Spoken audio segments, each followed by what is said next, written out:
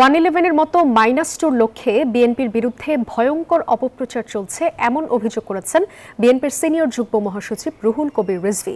দুপুরে নয়াপল্টনে দলের কেন্দ্রীয় কার্যালয়ে এক অনুষ্ঠানে এই অভিযোগ করেন তিনি। বলেন, সরকারের উপদেষ্টা থেকে শুরু করে বিভিন্ন রাজনৈতিক দলের নেতারা বিএনপির বিরুদ্ধে অপপ্রচার করছে। এর ফলে আওয়ামী লীগের দুর্নীতি ও অপশাসনের কথা আড়াল হয়ে যাচ্ছে। দুর্গাপূজাকে কেন্দ্র করে দেশি বিদেশি ষড়যন্ত্রের নাশকতার আশঙ্কা প্রকাশ করেন রিজভী। নেতাকর্মীদের অতন্ত্র প্রহরীর মতো প্রতিটি পূজা মণ্ডপে দায়িত্ব পালনের আহ্বান জানান তিনি। নির্ঘুম প্রহরীর মতো আপনারা প্রত্যেকটি পূজা মণ্ডপে আপনারা অবস্থান করবেন এবং হিন্দু সম্প্রদায়ের মানুষ যারা পূজা মণ্ডপ কমিটিতে রয়েছে তাদের সাথে যোগাযোগ রাখবেন এবং আপনারা চোখ কান সব খোলা রাখবেন যাতে কোনোভাবেই হিন্দু সম্প্রদায়ের একটি বড় ধর্মীয় উৎসব শারদীয় দুর্গাপূজা, এই দুর্গাপূজায় যেন কোনো ধরনের